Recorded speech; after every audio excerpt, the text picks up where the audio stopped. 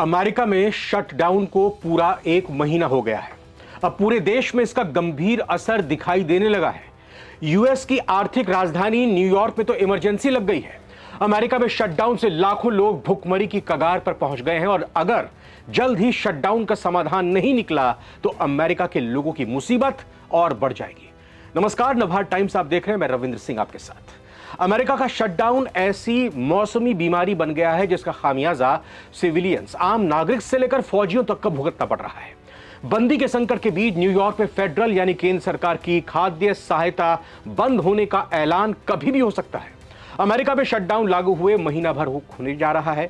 इस दौरान अव्यवस्था चरम पर पहुंच गई और इसका असर लाखों जरूरतमंद अमेरिकी नागरिकों पर भी पड़ने का खतरा मंडराने लगा है, जो 2 वक्त के खाने के लिए भी सरकार पर निर्भर है। इससे पहले ही सरकारी कर्मचारियों की सैलरी मिलना पहले ही बंद हो चुकी है और अब लोगों के सामने खाने का संकट खड़ा हो गया है। दरअसल supplemental nutrition assistance program SNAP snap के तहत सरकार खाद्य सुविधा अपने लोगों को प्रदान करती है। शटडाउन की वजह से अमेरिकी सरकार ने 1 नवंबर से इस योजना के लिए आकस्मिक निधि से, यानी जो पैसा होता है इमरजेंसी फंड, वो देने से मना कर दिया। अगर जल्द ही कोई समाधान नहीं निकला तो लाखों लोग भूखमरी का शिकार होने लगेंगे, 2 जून की रोटी को तरसेंगे। इनमें बेघर लोग, विकलांग बच्चे और बड़े और तमाम बुजुर्ग और महिलाएं भी शामिल हैं। ऐसी नौबत आने से पहले ही न्यूयॉर्क स्टेट में इमरजेंसी जैसी स्थिति घोषित कर दी गई है। इस बीच न्यूयॉर्क की गवर्नर कैथी होचुल ने इमरजेंसी फूड एड के लिए $65 मिलियन के नए स्टेट फंड का ऐलान करते हुए न्यूयॉर्क वासियों को 4 करोड़ फूड बॉक्स मुहैया कराने का वादा किया है। लंबे समय से चल रहे अमेरिकी संघीय सरकार के शटडाउन के चलते लाखों लोगों के ऊपर फूड स्टैम्प प्रोग्राम यानी पोषण सहायता कार्यक्रम से महरूम होने का खतरा है। लेकिन अब जो राज्य की सरकारें हैं वो ये बीड़ा उठाते हुए दिखाई दे रही हैं, जैसे हमने न्यूयॉर्क का जिक्र किया।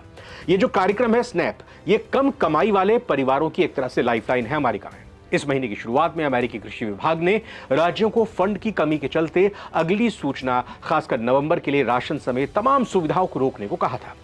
होचुल ने फिलहाल कहा है कि रिपब्लिकन की सरकार का शटडाउन जारी रहने के चलते ट्रंप प्रशासन ने राज्यों में इस संकट से निपटने के लिए संवैधानिक रूप से स्वीकृत फेडरल इमरजेंसी फंड से पैसा देने से मना कर दिया। यह बिल्कुल उसी तरह से जैसे हमारे देश में भी अक्सर केंद्र की तरफ से राज्य सरकार को पैसा देने के लिए आरोप और प्रत्यारोप दोनों ही सरकारों के बीच में लगते रहते हैं। सिर्फ भारत में ही केंद्र की मोदी सरकार लोगों को सरकारी फंड से खाना नहीं खिला रही है, बल्कि सुपर पावर अमेरिका भी इससे अछूता नहीं है। हाल के कुछ दिनों में कई अमेरिका के राज्यों ने यह तैयारी कर ली है कि अगर केंद्र सरकार से फंड नहीं मिला तो भी SNAP कार्ड होल्डर नवंबर में भूखे ना रहें, यानी अपने राशन का खर्चा उठा सकें। लेकिन यह संभव कितना है? कब तक यह खर्चा झेल पाएगी राज्य सरकार? वैसे इससे पहले ल्यूसियाना के गवर्नर जेफ लैंड्री ने इमरजेंसी नोट साइन किया था ताकि केंद्र से मिलने वाली मदद ना आने पर स्नैप लाभार्थियों को पैसा दिया जा सके। यानी कि अलग अलग राज्य, जो 50 राज्य हैं अमेरिका के, उनकी तरफ से अपनी कोशिशें की जा रही है। डेमोक्रेट और रिपब्लिकन 2 पार्टियों का स्ट्रक्चर है। रिपब्लिकन पार्टी अमेरिका की मौजूदा राष्ट्रपति ट्रंप की पार्टी है, वहीं जो डेमोक्रेटिक की जो सरकार है जहां पर है वहां वो अपने तरीके से कोशिश करते हुए दिखाई दे रहे हैं। हाल ही में सांसदों ने राज्य के लोगों के लिए 15 नवंबर तक फूड स्टैंप योजनाओं की फंडिंग को मंजूरी दी थी। न्यू मैक्सिको की गवर्नर मिशेल लुजैन ग्रिशम ने बुधवार को EBT कार्ड के जरिए लोगों को $30 मिलियन की इमरजेंसी फूड हेल्प देने का ऐलान किया था।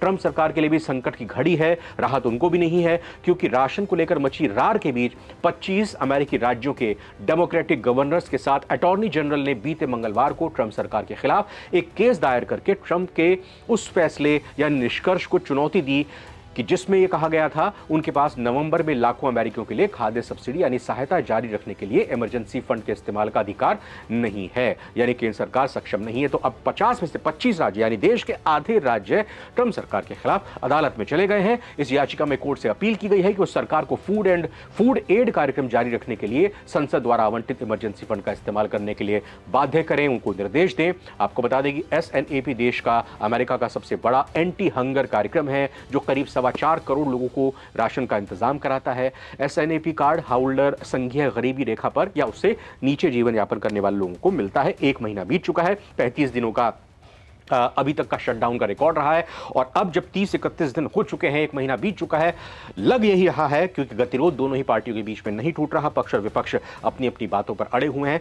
दिखाई यही दे रहा है कि 35 दिनों से भी ज्यादा तक ये शटडाउन चल सकता है, यानी अमेरिका का ट्रंप सरकार शटडाउन का एक और नया रिकॉर्ड बनाने जा रही है और अपने ही रिकॉर्ड को तोड़ने जा रहे हैं, क्योंकि पिछली बार का 35 दिनों का शटडाउन भी ट्रंप के पहले कार्यकाल के दौरान लगा था।